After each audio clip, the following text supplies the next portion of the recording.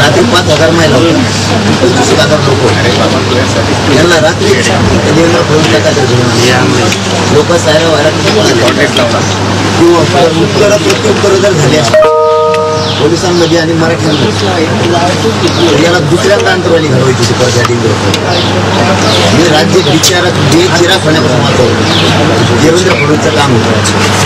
जरी थकायला सकाळी आज किंवा रात्री राज्यातला मराठा सगळा पेटून उठला असेल. पुन्हा एकदा राज्य बेचिरा होण्यापासून. अमृत नोनी आर्थो प्लस ये एक प्रूवन फॉर्मूला है। इसमें मौजूद नोनी फल के गुण और आयुर्वेदिक जड़ी बूटियां शरीर को जरूरी पोषक तत्व देने के साथ साथ हड्डियों और जोड़ों के घिसने, उनमें होने वाले सूजन और दर्द को रोकने में मदद करता है। दर्द मुक्त जीवन के लिए अमृत नोनी आर्थो प्लस।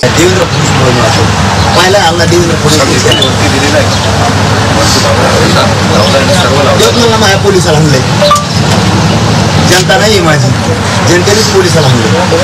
आणखी केसेस मागे घेतल्या म्हणून तशाचं उत्तर कसं आहे की म्हणून त्याने आतापर्यंत त्याला वाटलं असतं माझी जनता आहे, त्याने त्या केसेस आहे घरी त्याने पोलिसा बाजूला सारावेत, सागरचा दरवाजा उघडावा यायला काय. पण सगळ्या सोयऱ्यापासून सुट्टी नाही. आणि आता विनंतीपूर्वक सांगतो शिंदे साहेब आणि देवेंद्र फडणवीस तुम्हाला संधी मराठ्यांचे नाराजीचे लाट अंगावर घेणार. सगळ्या सोयरीची अंमलबजावणी करायच्या मागायला तातडीने. तुम्ही काल जे केलं ते चांगलं केलं नाही. तुम्ही चित्रयुग रचला होता तेव्हा मी तोडला. तुमचं स्वप्न होतं देवेंद्र फडणवीस पुन्हा एकदा राज्यात दंगल घेऊन नाही होऊ दिलं. कारण राज्य बेचिराग नाही होऊ दिलं नसता. काल जर तुम्ही पोलिसांनी लोकांवरती लाठीचार्ज केला असता, त्याला प्रत्युत्तर काय झालं असतं तर पुरा राज्य चेतलं असतं. पुन्हा राज्य बेचिराग झाला असता. जरा डोके ठेक्यावर ठेवून विचार करून बघा देवेंद्र फडणवीस कालची परिस्थिती काय झाली. तुम्ही लपून बसला असतात बंगल्यात, राज्य उभं जळालं असतं का.